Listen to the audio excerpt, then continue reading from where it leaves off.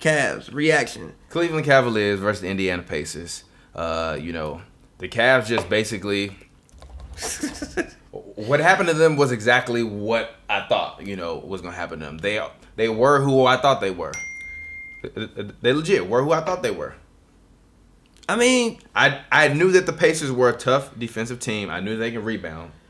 My biggest concern for this team, as I've been saying, was that they have no guy other than Victor Oladipo that can get them 20 a night, right? And they really don't. Even if you're looking at the game, Miles Turner had 16, Bogdanovich had 15, Lance Stevenson had 12, Sabonis only had 4, Corey Joseph only had 3, Booker only had 3, Thaddeus Young only had 7. Collison only had 6, and Collison was super cold. And Collison, didn't he lead? I think he. Hold on, I'm sorry. NBA 3-point percentage. Sorry, I should have looked this up. But I think Collison is leading the league right now in terms of NBA 3-point percentage. So if you're looking at, you know, this team, they have a good team. But the same way with the Toronto shit. When John Wall and Bradley Beal were like on, it was like great. Like you were waiting for DeMar DeRozan and Kyle Lowry to show up. The only difference is that Victor Oladipo was he was a dog. He was a dog. He was swarming on defense. Yeah. He was active. He was diving on the floor. He was ripping up LeBron. He was in his bag. He was legit in his bag. I mean, today, even as Bron said, Bron was like, yo, they came out. Yes, Darren Collison is the leader in the NBA in terms of 3-point percentage, you know, through the regular season at 46.8. So he was trash. He was 2 for 9. So he had a mid-game. In the interview you played, I don't want to misquote it, but he basically said something to the effect of they came out and they played harder than us from jump. Yes, they came out and they played harder. Hold on, listen. They came out and they played harder from them from jump. Again, the Cavs do have a lot of guys who, I think if they weren't in their first playoff game, they were in their first playoff game in bigger roles or hadn't been to the playoffs in a while. They really still getting team. I mean, George Hill was out for 2 games. They just now figuring out the starting. I think this may have been the 8th time we've seen that starting lineup all year. That lineup hadn't been, because that lineup hadn't been healthy. Yeah. The whole team hadn't been healthy. The lineup hadn't been healthy. LeBron came out. He had no field goal attempts in the first 9 minutes. I didn't mind that. I felt that him coming out again, knowing that you got a lot of guys who damn near aren't that used to playing with each other, or got guys who are coming into their first playoff game ever or in a while, he would come out and try to dish the ball around and get other people involved. But the main thing is nobody was hitting shots. If you're not hitting shots, you not beating. No, they shot 8 for 34 from 3. You not hitting shots. If you aren't making shots, you can't win a basketball game. And the issue with that is, I'm pretty sure all year the Pacers were among the top in transition points. So if you turning the ball over, shooting bad shots, and you getting runouts, and you getting up and down court, and as a team, as far as team speed, Victor Oladipo is faster than everybody on the Cavs. Yeah. And Darren Collison might be faster than everybody on the Cavs. They got a lot of people on that team who are very fast. They have a much faster team than what Cleveland has. So you can't be missing shots and making bad passes. J.R. Smith was throwing a couple of passes like it was in December. Jeff Green didn't score and he was sloppy with the ball, throwing passes like it was December. It just wasn't a good performance altogether. As a team, they definitely had some things to work on. There were a couple times in which I thought that Cleveland could really make a run at it, but they could never put together multiple possessions before they would turn the ball over. And they left a lot of points at the line too. So Cleveland definitely has a lot of things to work on. I mean, just even looking at the stats, Clarkson wasn't really good today. JR came on later on. He came on around third, fourth quarter. He came on, but for the most part, he wasn't good today. Larry Nance, I did like the way Larry Nance performed. LeBron was LeBron. Kevin Love was decent, but I still need you to take more than 8 shots.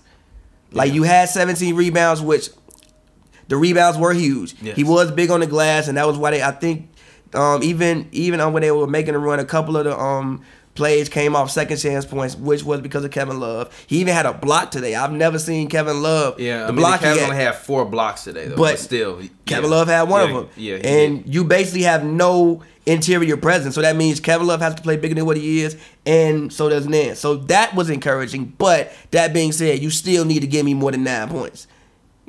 Ain't no Kyrie there now. You can't be out there giving me 9 points. You can't do that. But they definitely have some things that they need to go look at and improve upon. But I'm not about to jump completely off ship. Okay. Well, you talked about the Pacers in terms of transition. Well, in terms of their pace, they're actually at the bottom half. I mean, no, but I'm just transition saying, points. Well, you got to look. Well, you need to look that transition up. You got to points. prove that. But in terms of pace, they're one of the lowest teams in pace, which is really funny. Why Cleveland only would score 80 points. Obviously, they couldn't make a shot, but this is the same reason why I told you that, well, actually, one quick question. The Cavaliers are healthy, right, at this point in time? Mm-hmm. Other than George Hill, I think it's still out, correct? No, George Hill was back. I'm sorry, George Hill was back. But they're 100% healthy, right?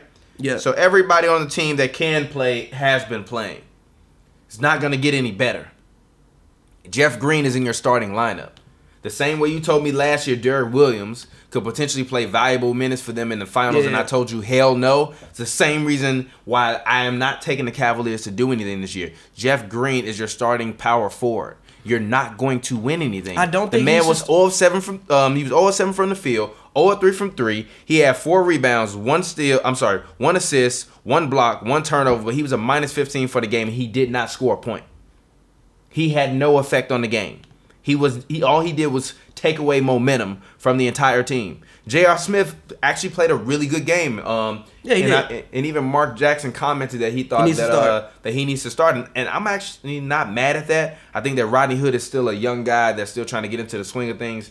JR is proven in the playoffs, and you know that when JR catches fire, nobody can catch fire like the way JR can catch fire. So if he can catch fire in the playoffs, he coming off the bench giving you 15, and he playing 29 minutes a game. I mean, you might as well start him. And the other thing about it is that, like Ty Lue, now that Ty Lue has come back, this offense doesn't move anymore. In them few games Ty Lue was gone, the offense was moving. Yeah. Now that Ty Lue is back, ain't nobody moving the ball. LeBron get the ball, he dribbling the ball, he clapping at Kevin Love, throw me the ball, and they going out there and they getting dubbed. So with this Cavaliers team, everybody wanted to keep talking to me about the Cavaliers, and they want to stay in the YouTube comments and say, LeBron is going to do this, LeBron is going to do that. I don't want to hear about the Cavaliers. Go ahead. Real quick, Indiana is 5th in fast break points per game. Okay. All right. So you can't turn you're right. You can't turn the ball over, be missing shots, turning the ball over, and against a team who scores on the break. Look who I just said. Indiana had 38 points in the fast break in the game versus Cleveland. Bro, look who I'm sorry. They had 18 points in the fast break, and they had 38 points in the paint versus the Cavs 32. That's the other thing about it. They have no interior. They have no interior protection. Yeah. Go ahead. Look who you have Oladipo and you have Collison. I said they fastened everybody on Cleveland. Mm-hmm. Then you got Bogdan who can run a break. He was absolutely awful in this game. He had a plus 19, but he was terrible. But he can still run a break and knock down. You got guys who can knock down. Also, you got Thaddeus Young, just for a big coming down the court. So you can't miss shots, turn the ball over against this team because they're going to get... And Cleveland is terrible in defending on the break. I know this for a fact. I don't know what the stat is. I'm not finna look it up right now. But I will tell y'all, Cleveland is terrible at defending on the break. I mean, Cleveland's one of the worst defensive teams there in the you NBA. Go. They have there you been go. For So a minute, you're not good at defending on the break. You cannot take bad threes and miss them, or just shoot 23% for 3. You can't do that. Or turn the ball over and against this team. You can't do it. Yeah, I mean, Cleveland was 29th in the NBA this year in terms of defensive efficiency, right ahead of Phoenix by 1 point. But they were behind the Bulls, the Kings, the Nuggets, Brooklyn, Memphis, New York, Minnesota. So defensively, they've always been a subpar team this year. The only difference is that they have LeBron James on their team. But what you're seeing the Pacers do is the same thing that I always give Pop the credit for doing, and the thing that I think Nate McMillan wanted to do last year, but I don't think that. I think that because PG wasn't invested, he wasn't necessarily put in the best possible position to do that because everybody knew PG was on his way out. Versus Victor Oladipo, he's there. It's very clear that he's the number 1. You're obviously looking potentially to get a number 2. So what if somebody want to take a chance and might want to come to Indiana and get a contract? We were watching that Shaq Orlando thing, and it was about some money. So hey, if you offer a guy that might need a little bit of money, some money to go to Indiana, you might be able to attract the star, especially if Victor Oladipo is going to show up in the playoffs. And what they do against LeBron that makes them very, very good is that, number one, they defended everybody pretty much from the moment that they passed the half-court line. They're touching everybody. They putting hands on LeBron. They knocking LeBron around. And what they doing is they letting LeBron go crazy. Fine, Bron, you want to get to the paint? You want to shoot 14 free throws? Go ahead. Shoot 14 free throws. Make 10 of them. Cool. Go ahead. But guess what you're not going to do? You're not going to get those goofy open threes that you normally going to get. You're not going to get those points in the transition as you would normally get. And then you're going to see what it's really like when you actually got people pressing your shooters, and then you wind up going 8 for 34. The only problem for the Pacers is that the Cavs can get hot. So the Pacers might win this game, and then the Cavs can get hot and win 4 games in a row. My faith is still in LeBron James. But LeBron fans, stop talking to me about LeBron until LeBron is in a very clear position of dominance throughout this playoffs. Period. Period. Unless he's up 2 games in a series, don't talk to me about LeBron. I mean, seriously. Unless LeBron is up 2 games in whatever series he's in, do not talk to me about LeBron James. I don't want to hear about it.